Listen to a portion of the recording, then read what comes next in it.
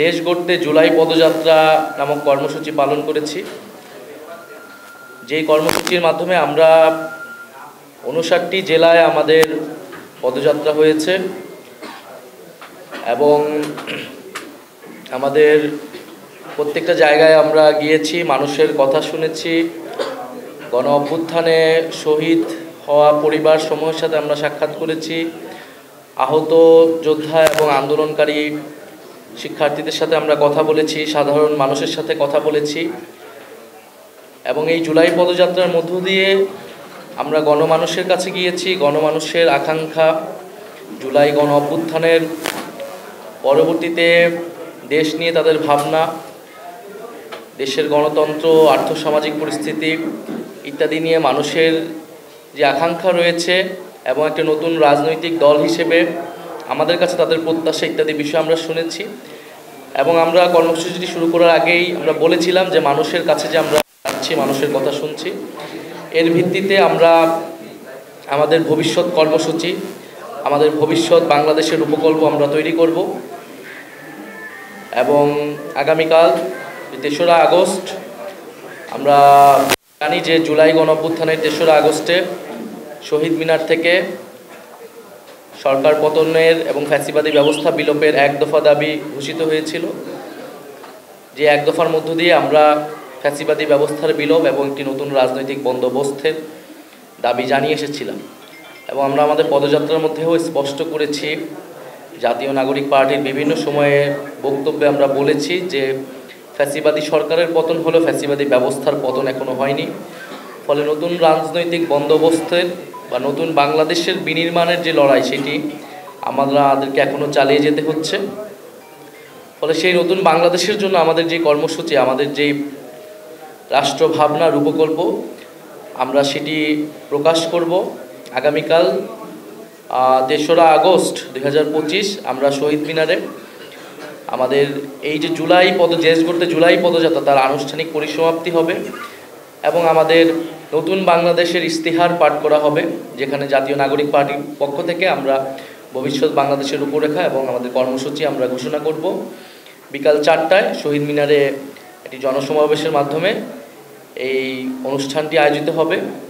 আমরা সারা দেশের মানুষকে আহ্বান জানাচ্ছি, আমাদের জাতীয় নাগরিক পার্টি এবং আমাদের গণ অভ্যুত্থানে অংশগ্রহণকারী ছাত্র জনতা সহ সাধারণ মানুষ সবাইকে আমরা আহ্বান জানাচ্ছি আগামীকাল ঢাকায় স্বতঃস্ফূর্তভাবে আমাদের এই কর্মসূচিতে অংশগ্রহণের জন্য। আমরা এই কর্মসূচির মাধ্যমে আমাদের যে ভবিষ্যৎ পরিকল্পনার রূপরেখা সেটি আমরা হাজির করতে যাচ্ছি এবং দেশ গড়তে জুলাই পদযাত্রা কর্মসূচিতে সারা দেশে আমাদের এই কর্মসূচিতে যারা অংশগ্রহণ করেছেন, সহযোগিতা করেছেন, মিডিয়া কর্মীরা আমাদেরকে নানাভাবে সহযোগিতা করেছেন, আমরা তাদেরকেও ধন্যবাদ জানাই এবং আমাদের এই জুলাই পদযাত্রায় মূলত বিচার সংস্কার এবং নতুন সংবিধানের দাবি ছিল। পাশাপাশি আমরা জুলাই ঘোষণাপত্রের কথা বলেছিলাম এবং জুলাই সনদের কথা বলেছিলাম সংস্কারের দাবিতে। সরকারের পক্ষ থেকে আমরা জানতে পেরেছি যে জুলাই ঘোষণাপত্রটি সরকার ৫ই আগস্ট গণ অভ্যুত্থান এবং গণ অভ্যুত্থানের সকল পক্ষ এবং রাজনৈতিক দলের সমন্বয়ে এটি ঘোষণা করতে যাচ্ছে। আমরা সরকারের উদ্যোগকে স্বাগত জানাই। পাশাপাশি আমাদের দাবি ছিল যে ৫ই আগস্টের মধ্যে জুলাই সনদের বিষয়টিও যাতে সুরাহা হয়। জুলাই সনদের বিষয়ে আপনারা জানেন যে ঐক্যমত হয়েছে ম্যাক্সিমাম জায়গায়, কিছু জায়গায় দ্বিমত রয়েছে। ঐক্যমত কমিশন থেকে এখন আসলে জানানো হয়নি যে এই বিষয়গুলোতে আপত্তি রয়েছে, নোট অফ ডিসেন্ট রয়েছে, সেগুলোতে নিয়ে তাদের পরিকল্পনা কী। এবং আমরা ঐক্যমত কমিশনের যে প্রশ্নটি তুলেছি লাস্ট সেশনগুলিতে, আমাদের সদস্য সচিব সেখানে ছিলেন, যে এটার বাস্তবায়ন পদ্ধতি কী সেটা নিয়ে ঐক্যমত কমিশন কথা বলেনি। ফলে আমাদের এই বাস্তবায়ন পদ্ধতির সুরাহা হয়ে আমাদের এই জুলাই সনদে সকল দল স্বাক্ষর করবে, যেটি কীভাবে বাস্তবায়ন হতে যাচ্ছে। এবং আমরা বলেছি যে জুলাই সনদের আইনি ভিত্তি থাকতে হবে, জুলাই সনদের ভিত্তিতেই পরবর্তী নির্বাচনটি হতে হবে। আমরা নির্বাচিত সংসদের হাতে এই সংস্কার কার্যক্রম ছেড়ে দেব না, বরং জুলাই সনদের ভিত্তিতেই আগামীর সংসদ গঠিত হবে বা গণপরিষদ গঠিত হবে। ফলে এবং এই অন্তর্বর্তী সরকারের সময় থেকেই জুলাই সনদটি কার্যকর করতে হবে। ফলে আমরা আশা করতেছি এবং আমাদের জুলাই সনদের দাবিও থাকবে আগামীকালের এই কর্মসূচি থেকে, বিচার সংস্কার এবং নতুন সংবিধানের দাবির সাথে থাকবেই যে সরকার যাতে দ্রুত সময়ের মধ্যেই 5ই আগস্টের মধ্যেই এই জুলাই সনদের বিষয়েও একটা সুরাহা করে জুলাই সনদ রচিত হয়। এটি সারা দেশের মানুষের দাবি, গণ অভ্যুত্থানের অংশগ্রহণকারী সকলেরই দাবি, যাতে আমরা এই 1 বছর পূর্তিতে আমরা সকল পক্ষ একসাথে আমরা যাতে এই আমাদের এই পরিবর্তনের রূপরেখাটি আমরা সবাই একসাথে এটা উদযাপন করতে পারি।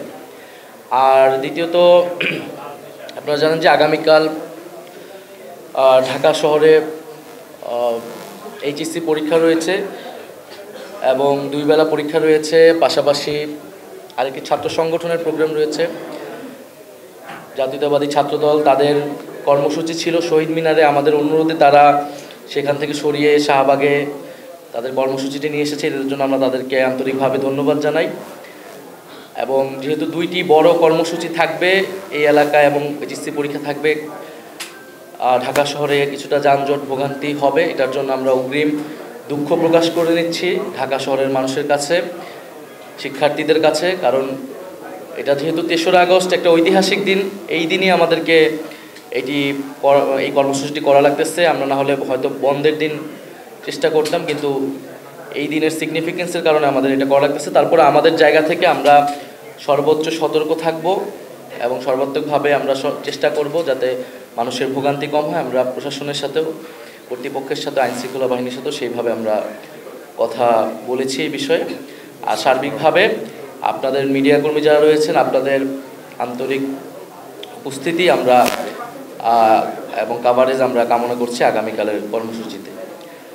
আর যদি আপনাদের প্রশ্ন থাকে, আমাদের পুরো মাসব্যাপী কর্মসূচি, আগামীকালের কর্মসূচি এবং সমসাময়িক কোনো বিষয় নিয়ে আমরা আমাদের গোটা জুলাই পদযাত্রায় আমাদের বক্তব্যে বলেছি বিভিন্ন জায়গায় যে জুলাই গণ অভ্যুত্থানের যে আকাঙ্ক্ষা ছিল, সেই আকাঙ্ক্ষার পূর্ণতা আমরা পাইনি এই 1 বছরে।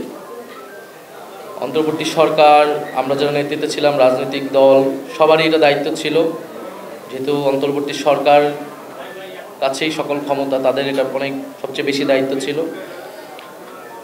এবং জুলাই সনদের মাধ্যমে হয়তো এটার আংশিক প্রাপ্তি আমরা পাবো, যে দেশের একটা গণতান্ত্রিক সংস্কার হচ্ছে, কিন্তু অর্থনৈতিক সংস্কারের বিষয়টি, কর্মসংস্থানের বিষয়টি এবং মানুষের যেই দীর্ঘমেয়াদী যেই তার ভাগ্যের পরিবর্তন, জীবনমানের পরিবর্তন, সেই বিষয়গুলি গত 1 বছরে এত অল্প সময়ের মধ্যে করা সম্ভব হয়নি। কিন্তু তার যে আকাঙ্ক্ষা এবং সেইটার কর্মসূচি, সেটাকে আমরা এগিয়ে নিয়ে যাওয়ার জন্যই জাতীয় নাগরিক পার্টি প্রতিষ্ঠা হয়েছে, যাতে গণ অভ্যুত্থান কেবল ক্ষমতা পরিবর্তনের, রেজিম চেঞ্জের আন্দোলনে পরিণত না হয়, বরং মানুষের যে আকাঙ্ক্ষা, সেই আকাঙ্ক্ষা নিয়ে দীর্ঘমেয়াদী আমরা কাজ করতে পারি।